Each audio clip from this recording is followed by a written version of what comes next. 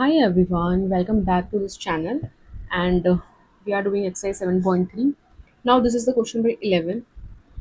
Same जैसे question number 10 हमने करा था उसी की तरह है, बस थोड़ा सा डिफरेंस है। एक तो एंगल आपका 2x है, ठीक है। तो मैंने आपको पहले भी बोला है एंगल पे इतना ध्यान देने की जरूरत नहीं है क्योंकि हम उसको अपने हिसाब से मॉडिफाई करके लिख सकते हैं, ठीक है। आप इसको बस ये ब्रेक करो कि इसमें करना क्या है ना।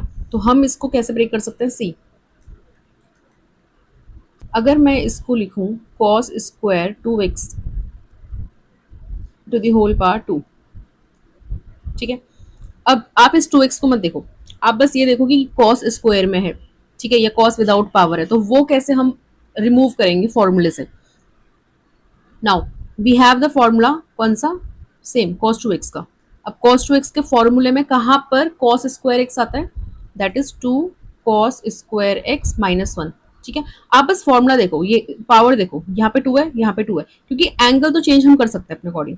नाउ हमको क्या चाहिए, हमको चाहिए 2x, यहाँ पे 2x चाहिए। तो अगर मैं यहाँ पे 2x करूँ तो यहाँ पे मुझे डबल करना पड़ेगा, है ना। अभी भी देखो ये स्टैंडर्ड फॉर्मूला है, यहाँ पे ये वाला एंगल हाफ है, ये डबल है। तो अगर मुझे यहाँ पे 2x करना है तो मुझे यहाँ पे क्या करना पड़ेगा, 4x। तो मैं इसको इसी फॉर्म में लिख लेती हूँ, यहाँ पे हम लिख लेते हैं 4x और यहाँ पे हम लिख लेते हैं 2x, ठीक है। अब इसको रिप्लेस करो तो थोड़ा सा इसको सिंप्लीफाई कर लेते हैं। So it will be cos square 2x is equals to कितना हो जाएगा, ये इस वन को इधर शिफ्ट करो, it will be 1 plus cos 4x and whole upon में कितना आ जाएगा 2, ठीक है। अब इसको रिप्लेस करो cos स्क्वायर 2x, इसको रिप्लेस करो और इसकी जगह पे ये वाली वैल्यू पुट कर दो। तो हम लिखेंगे इसको 1 प्लस cos 4x एंड जो अपॉन में 2 है ना, इस पूरे का ही होल स्क्वायर होगा, तो उसको मैं डायरेक्ट स्क्वायर करके 1/4 हम बाहर लिख रहे हैं, ठीक है। ऐसा हमने करा था ना अभी 10th वाले क्वेश्चन में भी, तो वही कर रहे हैं सेम। चलो अब सेम वैसे ही क्वेश्चन है, 10th की तरह ही है, ठीक है, बस इसमें एंगल चेंज हो रहे हैं और कुछ नहीं है।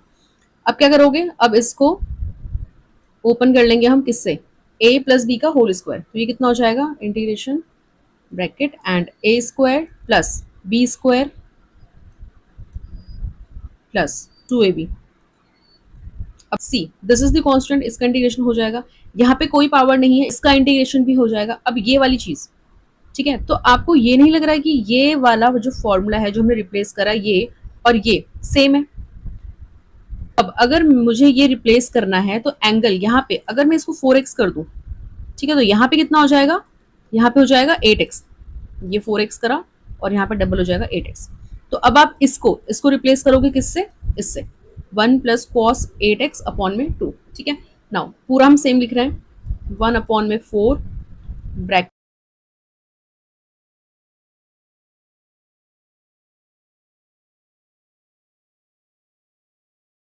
अब इंटीग्रेशन के लिए हमारा क्या कंसेप्ट था कि पावर नहीं होनी चाहिए, है ना, लीनियर में होना चाहिए, सिंपल। तो ये सारे टर्म्स आपके किस में हो गए, लीनियर में हो गए। अब इसको सेपरेट कर लो और इंटीग्रेट कर लो। सेपरेट कैसे, सेपरेट ऐसे 1/4 तो बाहर है, ठीक है, इसको हम बाहर ही रख रहे हैं, ठीक है।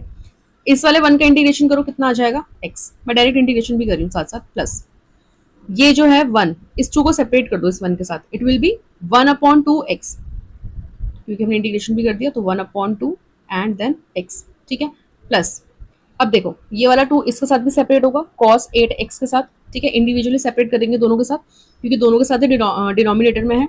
सो इट विल बी cos का इंटीग्रेशन कितना होता है, sin 8x, और क्योंकि 2 ऑलरेडी है तो ये तो वो वाला 2 है, इनटू में 8 कैसे, इसका डिफरेंशिएशन हम डिनोमिनेटर में लिखते हैं, ठीक है, प्लस नेक्स्ट इज 2, यहाँ पे लिख रही हूँ मैं, ठीक है, कंफ्यूज मत होना, 2 एंड देन cos का इंटीग्रेशन sin 4x और अपॉन में कितना आ जाएगा 4, इसका डिफरेंशिएशन, दैट्स इट।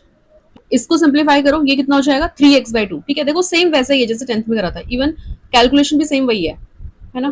प्लस इसको कितना करोगे, इसको लिख लोगे साइन एंगल में 8x अपॉन में 8 2 जा 16 प्लस में 2 साइन 4x एंड अपॉन में 4।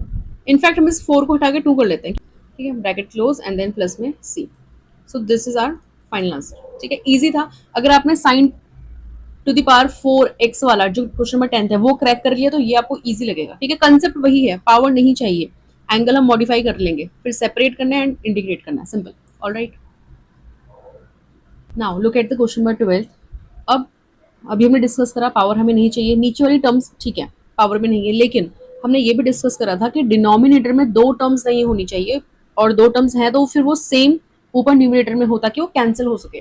ठीक है, तो ये चीज आपको दिमाग में फिक्स रखनी है सारे क्वेश्चंस में, आपको चेक करना है। अगर ये वाली टर्म ऊपर होती और साइन स्क्वायर वाली टर्म नीचे होती तो हम सेपरेट कर लेते हैं। ठीक है, अब यहाँ पे क्या हो गया कि डिनोमिनेटर में ही दो टर्म्स हो गई तो हम सेपरेट नहीं कर सकते और ये कैंसिल भी नहीं हो सकता। तो आपको ये एज इट इज ये ठीक है, इसमें कोई दिक्कत नहीं है, आपको ये पावर रिमूव करनी ही पड़ेगी, अदरवाइज उसका इंटीग्रेशन होगा नहीं, है ना। तो अब हमको पता है, मैं डायरेक्ट लिख रही हूँ, कोई फॉर्मुला नहीं लिख रही हूँ साइड में, that sine square x is 1 minus cos square x, ये होता है। ठीक है, होल अपॉन में as it is 1 plus cos x. चलो, अब क्या मैं इस 1 को लिख सकती हूँ 1 square, so it will be a square minus b square, that is a minus b a plus b, a plus b and a minus b. ठीक है, होल अपॉन में कितना आ जाएगा 1 plus cos x as it is, simple. अब बताओ क्या था इस क्वेश्चन में, कैंसिल कर दिया, क्या बचा, ये बचा सिर्फ 1 माइनस कॉस एक्स। अब 1 का इंटीग्रेशन करो एक्स, माइनस कॉस एक्स का इंटीग्रेशन करो साइन एक्स, एक्स का डिफरेंशिएशन करो 1 1 नीचे आ जाएगा, प्लस में c, and that is the question number 12। Alright, अब ऊपर भी दो टर्म्स हैं, नीचे भी दो टर्म्स हैं, सेपरेट हम कर नहीं सकते, कोई फायदा नहीं है, तो सिंपल है, फॉर्मूला लग जाएगा cos A minus cos B का। तो पहला फॉर्मूला लिख लेते हैं,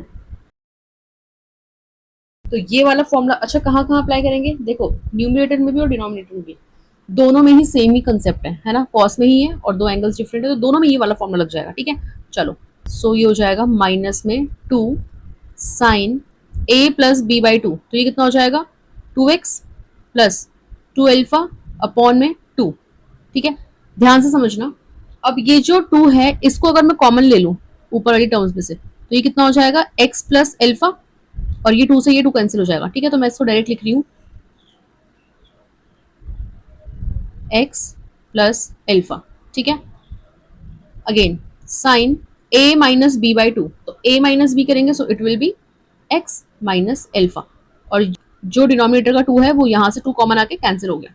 ऑलराइट, डिनोमिनेटर में भी आप अप्लाई करोगे, सो इट विल बी माइनस का 2 साइन, अब यहाँ पे तो एंगल 2 नहीं है यहाँ पे, तो यहाँ पे कितना हो जाएगा, यहाँ पे हो जाएगा x plus alpha by 2 and sine x minus alpha by 2।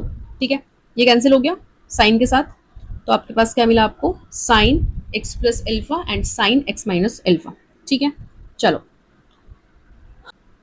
अब देखो यहाँ पे क्या करोगे, आपको पता है कि साइन 2x कितना होता है, 2 sine x and cos x, अगर मैं ये 2 हटा दूं तो कितना आ जाएगा x बाई 2, और यहाँ पे भी x बाई 2, समझ में आया। अब आप इमेजिन करो कि ये जो साइन x प्लस अल्फा है, इस x की जगह पे ना x प्लस अल्फा है, तो मैं यहाँ पे लिख रही हूँ x प्लस अल्फा, तो यहाँ पे कितना हो जाएगा, ये भी x प्लस अल्फा, और यहाँ पे भी कितना हो जाएगा, ये भी x प्लस अल्फा और अपॉन 2। ठीक है, तो क्या मैं इसको रिप्लेस कर सकती हूँ इससे, बिल्कुल कर सकती हूँ। ऐसे में होगा क्या, होगा ये कि ये कैंसिल हो जाएगा डिनोमिनेटर का। ठीक है, और सेम फॉर्मूला यहाँ पे अगर माइनस लिख दोगे तो ऊपर भी माइनस हम अप्लाई कर सकते हैं, समझ में आया। तो बेसिकली हम अप्लाई कर रहे हैं साइन 2x का फॉर्मूला दोनों टर्म्स में, इस पे भी और इस पे भी। चलो, so it will be 2 sine x, और क्योंकि एंगल ही आपका विदाउट 2 है तो अपॉन में हाफ आ जाएगा, 2 साइन x कॉस x, तो ये हो गया x प्लस अल्फा बाई 2। ठीक है, ये जो फॉर्मूला लगा है ये सिर्फ इसका लगा है साइन x प्लस अल्फा का। अब इनटू, अब यहाँ पे भी लगाओ x माइनस अल्फा में, तो ये कितना हो जाएगा 2 sine x minus alpha by 2 and cos x minus alpha by 2। ठीक है, अब ये होल अपॉन में कितना आ जाएगा, ये same as it is sine x plus alpha by 2 and sine x minus alpha by 2। अब देखो ये कैंसिल हो गया। ठीक है, यहां से ये कैंसिल हो गया, क्या बचा आपके पास, cos a cos b। Okay, तो ये 2 और ये वाला 2 मल्टीप्लाई होके इट विल बी 4, और आपके पास क्या है cos x plus alpha by two and cos x minus alpha by two. चलो अब कौन सा फॉर्मूला लगाएंगे, अब हम लगाएंगे कॉस ए कॉस बी का। लिख लेते हैं फॉर्मूला, सिंस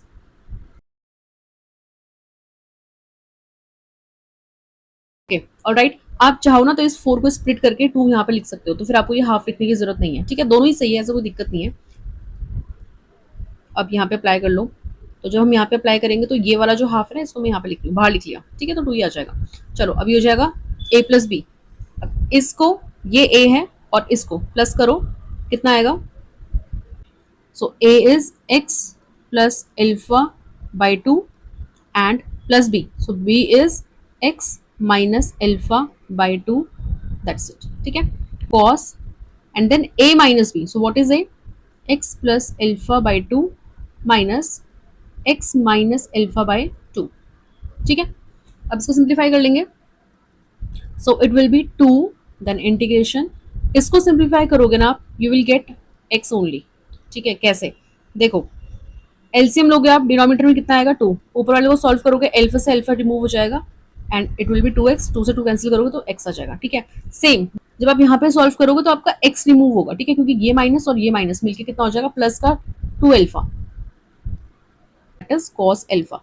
अब हमें इसका इंटीग्रेशन करना है, अब ध्यान से सुनो, इंटीग्रेशन कर रहे हैं हम किसके रिस्पेक्ट में, x के रिस्पेक्ट में। यहाँ पे dx है ना, तो जहां पे भी वेरिएबल है उसी का तो इंटीग्रेशन होगा। तो यहाँ पे आपके पास cos x है, तो ये तो हो जाएगा sin x। क्या यहाँ पे x है? नहीं, ये कांस्टेंट है, cos एल्फा, एंगल देखो ना इसका, ये कांस्टेंट है। तो अगर कोई भी कांस्टेंट होता है उसको हम ऐसे ही लिखते हैं और फिर इंटीग्रेशन में क्या कर देते हैं, x ऐड कर लेते हैं। समझ में आया? अगर मुझे 1 का इंटीग्रेशन करना है तो क्या लिखेंगे हम, x लिखेंगे ना। तो वैसे ही cos एल्फा कांस्टेंट है, इसका जब आप इंटीग्रेशन करोगे तो it will be cos alpha और यहाँ पे आप x लिख दोगे। So that is the answer.